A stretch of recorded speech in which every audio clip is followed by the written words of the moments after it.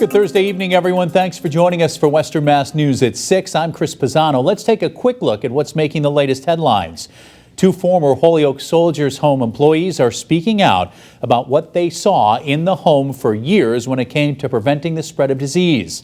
Springfield's mayor reveals a reopening plan for the city, and both tribal casinos in Connecticut are set to reopen their doors starting June 1st.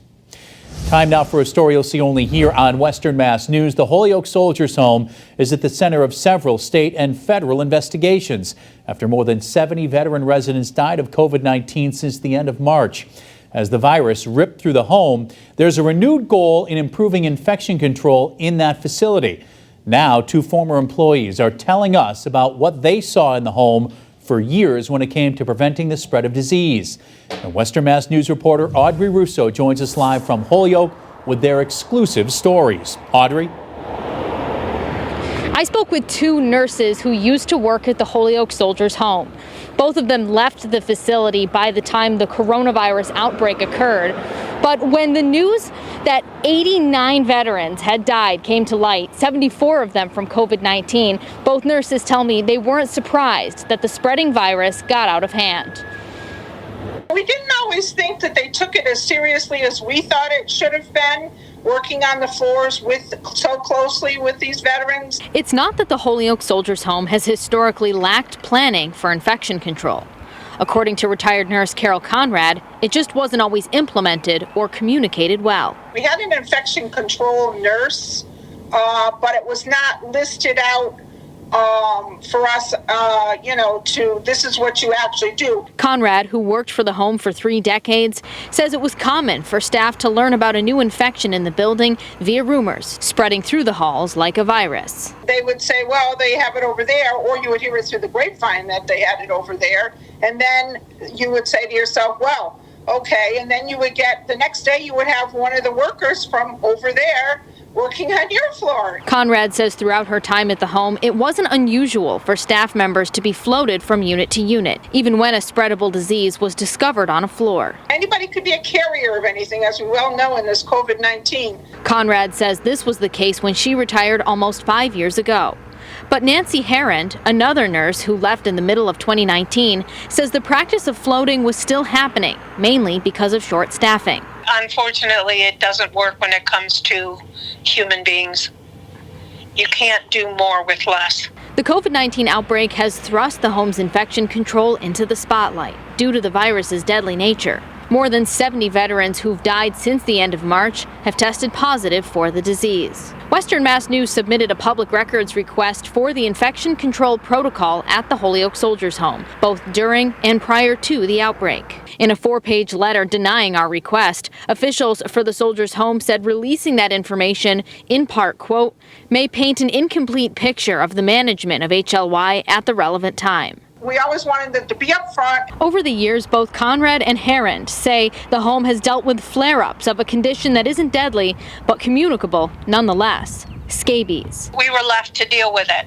KONRAD says during a particularly bad outbreak, the home gave nurses medication to take for scabies. But both say staffing issues and the home's same practice of floating staff from unit to unit made the skin mites difficult to control. It was almost like, well, they have it over there, but it's only over there. Well, not necessarily. Not when you transfer people from over there. You could have someone on one unit that was positive for scabies, and the staff could end up on another unit the next day. We got one glimpse into the Soldiers Home's attempts at infection control with a copy of the home's Board of Trustees minutes Western Mass News obtained. The document from March 10th outlines claims from the home's administration, stating they were able to contain a flu outbreak in 7 to 8 days by giving the veterans medicine and deep cleaning the facility. According to the minutes, the home was planning to do the same for COVID-19. Later on in the document, the administration says they participated in meetings and phone calls with the city of Holyoke to better prepare for the outbreak. You're down in the unit that is blowing up with it. and then the very next shift are back on my unit. But as Western Mass News reported at the beginning of the outbreak, employees say low staffing levels, insufficient protective equipment, and moving employees and residents around the building contributed to the virus's spread. Those factors appearing to have overtaken any kind of written or planned infection control. HARAND, who says she speaks with coworkers still at the facility, couldn't help but feel frustrated for the staff working during the outbreak. They felt like failures, and that facility set them up for that. KONRAD, who says she wasn't surprised when she learned of the outbreak, says she cried for the veterans, those who battled through wars of which they would not speak, only to die from a microscopic enemy. They survived that, and to die this way, it was a terrible tragedy.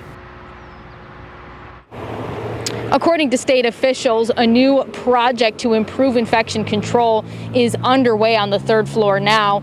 The goal is to make the building safer for the return of the veteran residents who are still alive and currently receiving skilled nursing care at Holyoke Medical Center. Live in Holyoke, Audrey Russo for Western Mass News. Audrey, thank you for that live report. The Massachusetts Department of Public Health releasing the latest numbers, and so far, the number of tests conducted for the coronavirus is 501,486, with 11,533 tests done today. The Department of Public Health also confirming a total of 90,084 positive cases today. That's up 1,114 from yesterday. 6,148 people have died from COVID-19, with 82 new deaths reported today. Breaking down those numbers for you county by county, here in Western Mass, Hampden County is reporting 5,492 coronavirus cases.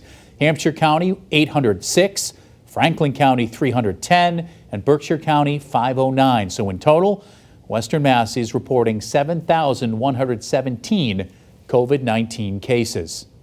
More than 38,000 Massachusetts residents filed for unemployment benefits last week, but as the reopening date for many businesses is still unknown, some local business owners are feeling the pinch. Western Mass News reporter Lindsay Kane joins us live in Springfield with more. Lindsay? Chris, a local restaurant owner, tells me that he's had to lay off just about all of his employees, and now waiting on a phase 2 reopening, he's hoping for the best. You're talking about almost a quarter of our revenue for the year, so it's been really difficult. The national coronavirus shutdown caused many businesses to close their doors, but the extended closure is leaving many Massachusetts establishments struggling. We first started feeling the pinch with our food truck. That business, as you can imagine, kind of evaporated as colleges were closing, as people were canceling events. Tom Murphy tells Western Mass News they have 2 bars in Amherst, McMurphy's Uptown Tavern and Stacker's Pub, Patty's Irish Pub in Springfield, and Murphy's Pub in Agawam, all of which have temporarily closed down. It's been really difficult. I mean, not only for us, but for our employees. Between the 4 different locations, we probably employ close to 100 people. It's hard for us. It's hard for our staff. Everybody's on pins and needles waiting to see when we can open and get back to work. Murphy tells Western Mass News he has had to lay off almost everybody after realizing the challenges of curbside takeout at a restaurant centered around their dine-in experience. We just decided to shut it down. We thought it would be best to try to save money and try to get through this. But now he says he is slowly dipping his toes back in the water, opening up the food truck in Murphy's Pub parking lot. We figured that we would see what happens by rolling out a limited menu with that on our food truck, kind of a cool novelty thing. And he says the response on social media has been positive. I think people are really looking to get back out and try different things. So we'll see how it goes. The food truck will open tomorrow at 4 p.m. and will remain open for the coming weeks.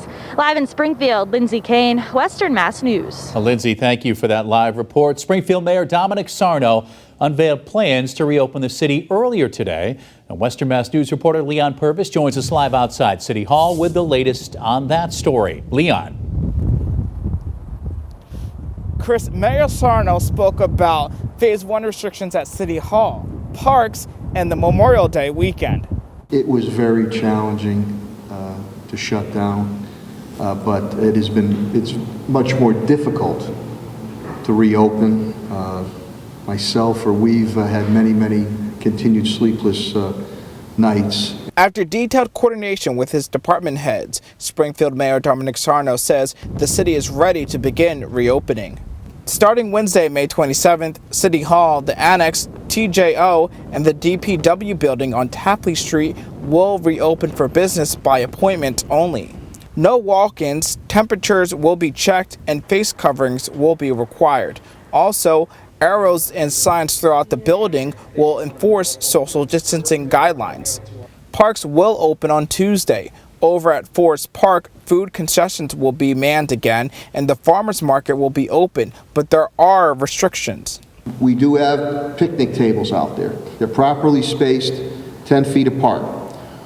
No parties, only for immediate household members. With warm weather going into Memorial Day weekend, there will be a larger police presence out and about to ensure social distancing. There will be heightened, or Memorial Day weekend, we already have heightened patrols, but there will be heightened patrols in the park, especially Forest Park. So they're going to be out there. So have fun, follow the public health and social distancing, and do the right thing, because there'll be eyes on you. Another thing Mayor SARNO mentioned, playgrounds and pools will remain closed until phase 2 or 3, and schools will remain closed this summer. Online learning remains in place. Live in Springfield, Leon Purvis, Western Mass News. Leon, thanks for that live report. And for more coverage on the coronavirus emergency as it continues to develop, log on to our free Western Mass News streaming app. Now, still to come here on Western Mass News on this Thursday, we take a look at some of this weekend's best deals. Jacob. And we're looking good as we head towards the weekend. Friday, near 80 degrees. You're going to want to tune into this full Memorial Day forecast. We'll have all the latest coming up after the break.